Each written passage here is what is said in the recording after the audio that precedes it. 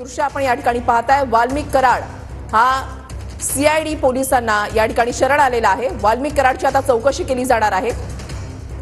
पुण्यामधल्या सीआयडीच्या कार्यालयामध्ये वाल्मिक कराड हा शरण आलेला आहे आणि सीआयडीने त्याला ताब्यात घेतलेला असून त्याला केस कोर्टामध्ये आता हजर केलं जाणार आहे।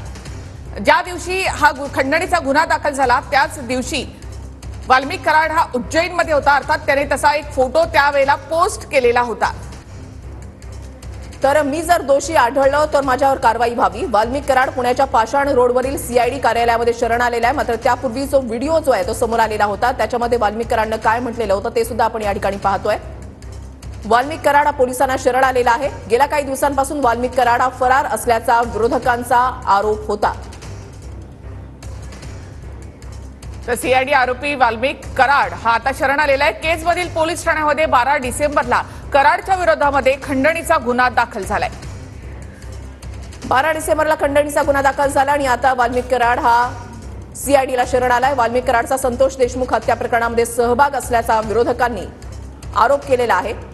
राजकीय द्वेषापोटी माझं नाव संतोष देशमुख हत्या प्रकरणामध्ये जोडलं असा आरोप कराडनं केलाय।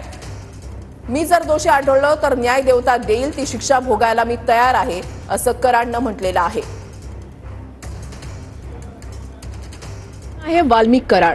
वाल्मिक कराड सुरुवातीला गोपीनाथ मुंडेंच्या कुटुंबामध्ये घरकाम करायचा।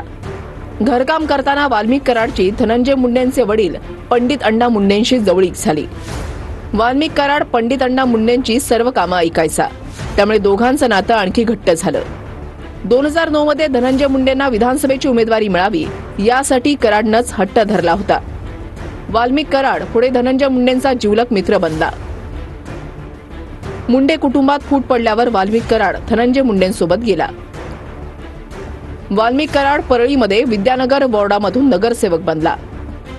परळी नगरपालिकेचे प्रभारी नगराध्यक्ष म्हणूनही त्याने काम पाहिलंय। 15 वर्ष प्रत्येक विधान वाल्मिक कराड हा शरण आलेला आहे। पुण्यामधल्या सीआयडीच्या कार्यालयामध्ये वाल्मिक कराड शरण आलाय। तर काही वेळापूर्वीचे दृश्य आपण या ठिकाणी पाहताय। वाल्मिक कराडवर खंडणीचा गुन्हा दाखल झाला। ज्या दिवशी गुन्ह्याचा गुन्हा दाखल झाला त्या दिवशी वाल्मिक कराड हा उज्जैनमध्ये होता, कारण त्या ठिकाणी मंदिरामध्ये दर्शन घेतल्याचा फोटो जो आहे तो त्याच्याकडूनच पोस्ट करण्यात आलेला होता।